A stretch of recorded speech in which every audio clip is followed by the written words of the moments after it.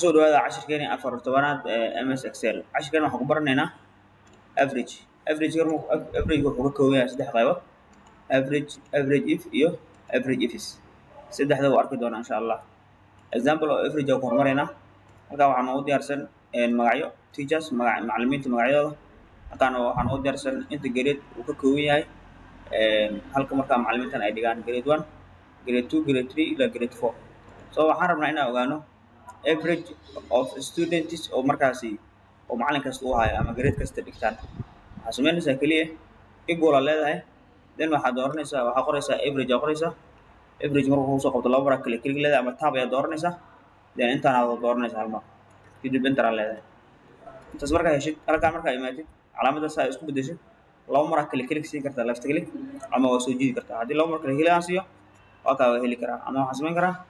yelay waan soo jiidaya soo hadda waxaan aragnay average oo waxaa ogaanay macallin kasto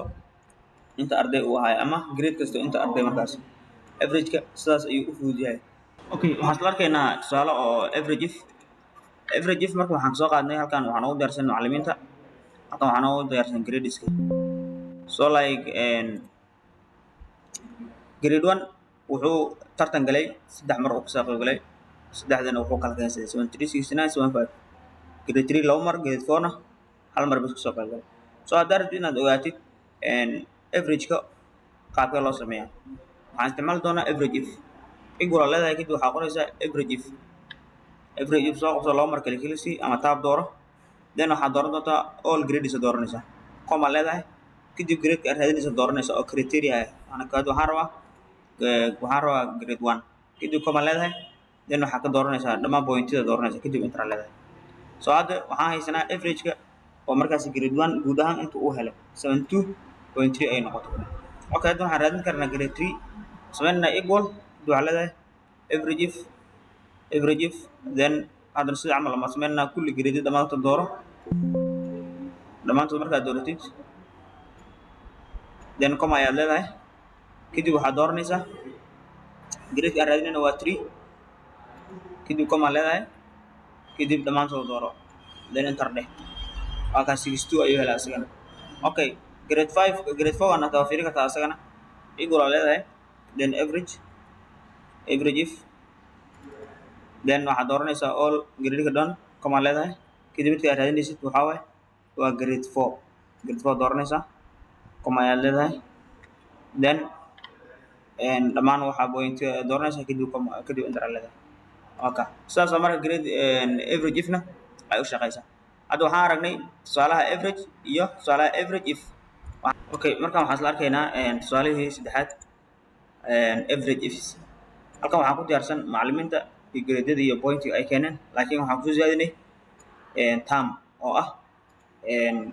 tusaalahan grade 1 pointigan ayuu helay wuxuuna helay waqti uu helay waxay ahayd term 1 ama debate-kii ugu horreeyay ama tartankii ugu horreeyay oo term 1 ahaa so marka haddii aad rabtid inaad heshid grade plus term qaabkee loo fiiriyaa average ifs isticmaali doontaa waxaad leedahay equal kadib waxaad dhehaysaa average ifs then waxaad leedahay halkaan ka akhrisan kartaa wixii laga rabo halkaan waxaa ku qoran average range aan rabno waxaa waaye waa point waa dooranaysaa markaa wada doorato kulligooda comma ayaad leedahay kadib waxaad dooranaysaa criteria range aan rabno waa grade-ka waaye comma ayaan leenahay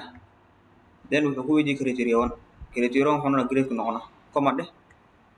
then criteria range waxaa noqonaa terms waaye comma dheh then criteria 2 waa term waaye kadib enter aad leedahay then halkaas waxaa kaa soo baxayo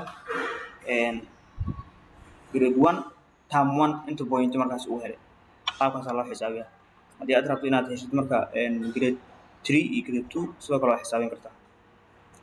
marka cashirkeeni halkaas ayuu noogu joogo haddaan ugu cusubtaan ugu soo bir wassalaamu calaykum waraxmatullahi wabarakatuh